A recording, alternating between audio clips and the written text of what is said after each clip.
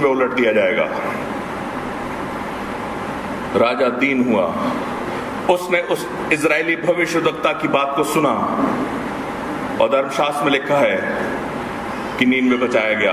मैं ऐसा विश्वास करता हूं, राजा ने उसको अपने यहाँ रखा, अपने ढिंढोरियों को जमा किया, बोले जल्दी से इनको बुला कर लाओ, इनको एक संदेश दो, इनको एक खबर दो और ये सारे राज्य में जाकर लोगों को ढिंढोरा पीट पीट कर बताएं कि हर व्यक्ति को पश्चाताप करना है, ढोर और जानवर तक उपवास रखेंगे। धर्मशास्त्र में लिखा है कि समस्त नीनवे राख डालकर धूल पर बैठ गया और उपवास में लग गया। धर्मशास्त्र कहता है नीनवे बचा लिया गया, क्योंकि परमेश्वर दूसरा मौका देने वाला परमेश्वर है। योना को दूसरा मौका मिला, योना को दूसरा अवसर मिला, पर मेरे प्रिय इस धर्मशास्त्र के अंदर बहुत से ऐसे लोग हैं जिन्हें दूसरा अवसर नहीं मिला। बहुत से ऐसे जीवन हैं जिनको दूसरा अवसर नहीं मिला। शाऊल इजराइल का पहला राजा था, उसने परमेश्वर की आज्ञा का उल्लंघन किया, लेकिन उसको दूसरा अवसर नहीं मिला।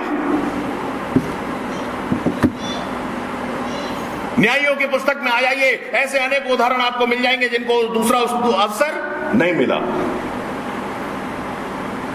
आज आप यहां पर बैठे हैं, आपको परमेश्वर ने साक्षी के रूप में स्थापित किया है, आपको परमेश्वर ने इस शहर में बोया है, आपको परमेश्वर ने इस मंडली में बोया है, आप जीवित हैं, आपके पास दूसरा अवसर है। अब तक आप परमेश्वर के साथ नहीं चले, पर आज आपके पास अवसर है कि परमेश्वर के साथ चल सकते हैं। एक समय था जब आपने उद्धार पाया, एक समय था जब आपने प्रभु यीशु मसीह को अपना जीवन दिया, एक समय था जब आप परमेश्वर से प्रेम करके उसके साथ बढ़ रहे थे, पर जैसे जैसे समय बीता ठंडापन आ गया, ठंडेपन ने आपको घेर लिया, माहौल ने, परिस्थितियों ने, दबावों ने आपको ठंडा कर दिया।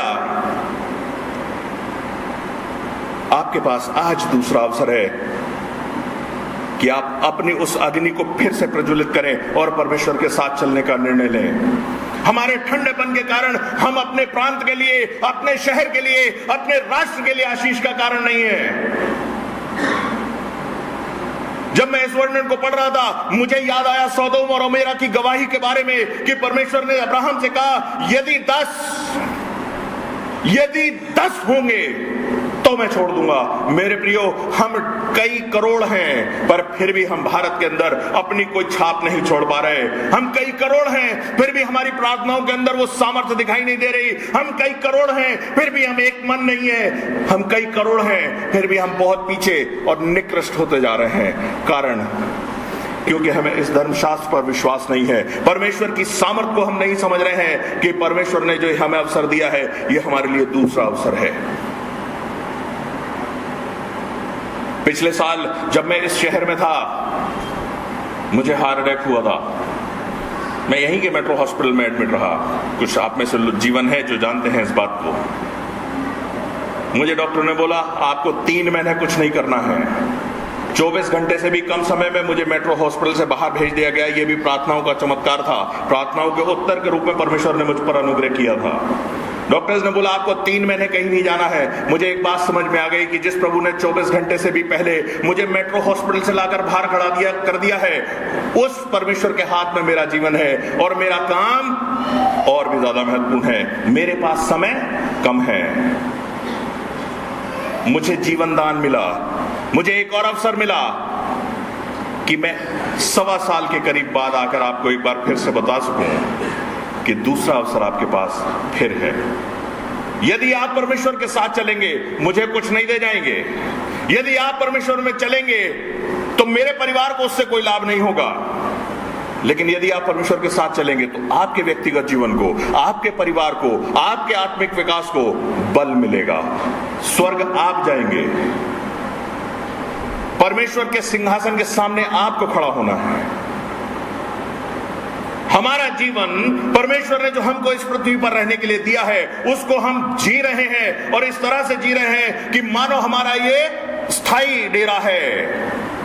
मेरे प्रियो, हमारे पास योना के समान दूसरा अवसर आ गया है। हम अपने जीवन के विषय में चिंतित होकर अपने जीवन की साक्षी के विषय में चेतना धारण करें और अपने काम को करें, क्योंकि एक बात भली भांति समझ लीजिए कि जिस काम को परमेश्वर ने ठान लिया है कि फरीदाबाद की कलीसिया ने करना है, फरीदाबाद की कलीसिया के परिवारों ने करना है, आप लाख भागे, वो आपको ले जाएगा नीनवे, और उस दिन आपका उपहास होगा लेकिन वो अपना काम कराएगा। उस दिन लोग आप पर हंसेंगे लेकिन परमेश्वर का काम होगा। उस दिन आप छोड़ाना चाहेंगे अपना पीछा, लेकिन परमेश्वर आपको नहीं छोड़ेगा, वो अपना काम करे बिना आपको नहीं छोड़ेगा। जब वो ठान ले तो वो पीछे नहीं हटता। हमारे पास अवसर है, हमारे पास जीवन है, हमारे पास संसाधन है, हमारे पास मंडलियां हैं, हमारे पास जवान हैं, हमारे पास विधियां हैं, हमारे पास सब कुछ है, उसके बाद हम काम नहीं कर रहे हैं तो काम कब होगा?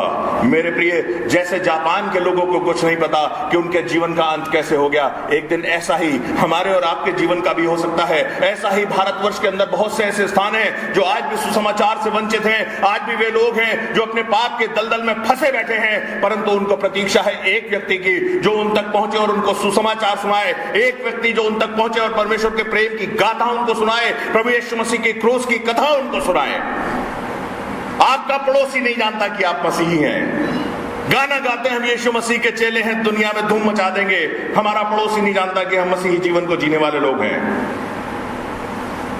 हमारे पास दूसरा अवसर है, हमारे पास दूसरा अवसर है। इस दूसरे अवसर को हम बहुतायत से उपयोग करें, इसका लाभ उठाएं। यदि आप ऐसा करेंगे तो आप अपने जीवन को, अपने परिवार को, अपनी इस मंडली को आशीषित करने पाएंगे, वरना एक दिन आपको भी परमेश्वर के सिंहासन के सामने खड़ा होना होगा। योना तो धन्य था कि बच गया और उसको दूसरा अवसर मिल गया, उसने उस कार्य को कर दिया। कहीं ऐसा ना हो कि साउल के समान ये अवसर आपके हाथ से निकल जाए और फिर आपको एसाव के समान रोने पर भी पश्चाताप करने का अवसर ढूंढने का मौका न मिले।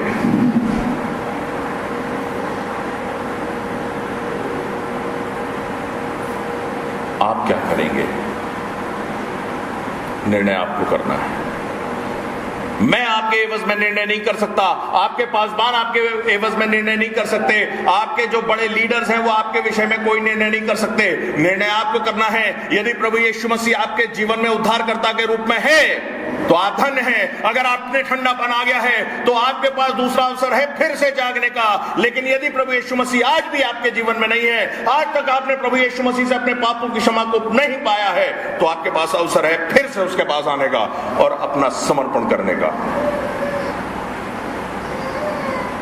क्या आप करेंगे?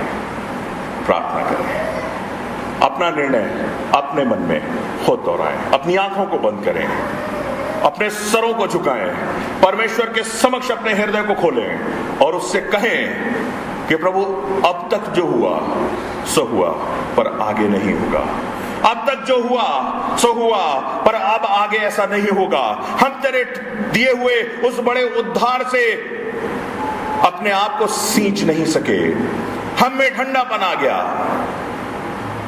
हमने उसका तिरस्कार किया और उसे हल्की बात जाना, हमने उसकी कीमत नहीं जानी है, पर अब ऐसा नहीं होगा। क्या आप ऐसा करेंगे? वे जीवन जो आज भी प्रभु यीशु मसीह को नहीं जानते, क्या अपना जीवन प्रभु को देंगे?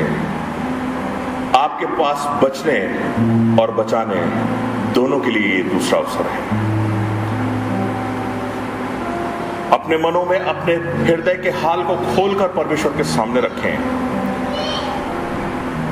उससे आप कुछ भी नहीं छिपा सकते। यदि आपको लगता है कि आपके जीवन में कहीं ना कहीं कोई ना कोई कमी आई है, यह अवसर है कि आप उस बात को मान लें और परमेश्वर से प्रतिज्ञा करें कि अब से उसके साथ चलेंगे। यदि आपको लगता है कि आपकी विश्वास योग्यता में कमी आई है, उसको परमेश्वर के समक्ष मान लें, उससे प्रतिज्ञा करें कि आप उसके साथ चलेंगे। वो दूसरा अवसर देने वाला प्रभु है, लेकिन ये दूसरा अवसर अंतिम अवसर भी हो सकता है। प्रभु महान, हम धन्यवाद करते हैं आपके उस जीवन के लिए जो आप मनुष्यों में प्रवाहित करते हैं। जो आपने मुझे दिया मैंने आपके इन संतों को दे दिया है, इन जीवनों को दे दिया है। इनसे बोलें और बातचीत करें, इनके जीवन को संभालें, इनके उत्तरदायित्वों को प्रभु जी ने बताएं, इनके कामों की प्रभु जी विवेचना करें, इनके हृदय के हाल को खोलकर प्रभु जी एक दृश्य के रूप में इनकी आंखों के सामने चलाएं ताकि ये अपने जीवन को देख सकें। और प्रभु जी ये समर्पण के साथ अपने जीवन को आपके साथ जी सके, ताकि हमारे परिवार, हमारी मंडली, हमारा राष्ट्र जहां आपने हमें बोया है, हमें इस स्थान के लिए आशीष का कारण बने, लोगों के बचाए जाने का कारण बने। जो संदेश आपने हमारे अंदर रखा है वो दूसरों तक पहुंचाने के लिए हम आज्ञाकारी रहें। जो आग आपने हमें दी है उस मशाल को हम कायम रखें